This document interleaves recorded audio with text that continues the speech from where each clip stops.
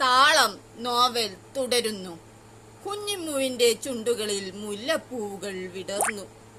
കഴിഞ്ഞ ആഴ്ചയല്ലേ നമ്മൾ ടൂറ് പോയതിക്കാ? അതിനെന്താ, എല്ലാ ആഴ്ചയും ഞാൻ നിന്നെ ടൂറ് കൊണ്ടുപോകും. നിന്റെ സന്തോഷമാണ് എന്റെ സന്തോഷം. കുഞ്ഞി മുഹമ്മദ് ഭാര്യയുടെ തട്ടം നേരെ ഇട്ടുകൊടുത്തു.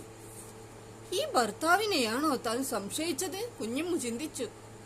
ഒരിക്കലും ഇയാളെ സംശയിക്കാൻ പാടില്ല.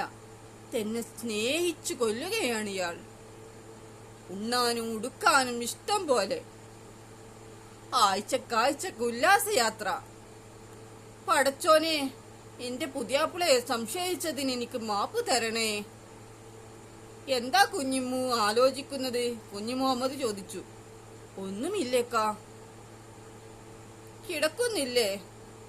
ബാങ്ക് വിളിക്കാനായി. കിടന്നാൽ ഉടനെ എഴുന്നേൽക്കാനാകും. നീ കിടന്നില്ലായിരുന്നോ കുഞ്ഞിമ്മു? നിങ്ങൾ എന്നോടൊന്നും മിണ്ടാതെ കാറും എടുത്തു പോയി.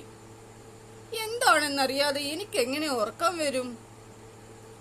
അത്രക്കും എമർജൻസി ആയിരുന്നടി. അല്ല, അടുത്ത ആഴ്ച നമ്മൾ എങ്ങോട്ടാണ് ടൂർ പോകുന്നത്? ഊട്ടിയിലേക്ക് പോകാം. ഊട്ടിയിലേക്കോ? അങ്ങനെ അവർ ടൂർ പ്ലാൻ ചെയ്ത ദിവസം വന്നെത്തി. കുഞ്ഞിമ്മുവും 4 മക്കളും കുഞ്ഞി മുഹമ്മദും ഒരുങ്ങിയിറങ്ങി. ഊട്ടിയിലെ കാഴ്ചകൾ കണ്ടു നടക്കുമ്പോൾ കുഞ്ഞി മുഹമ്മദിന്റെ ഫോൺ ശബ്ദിച്ചു.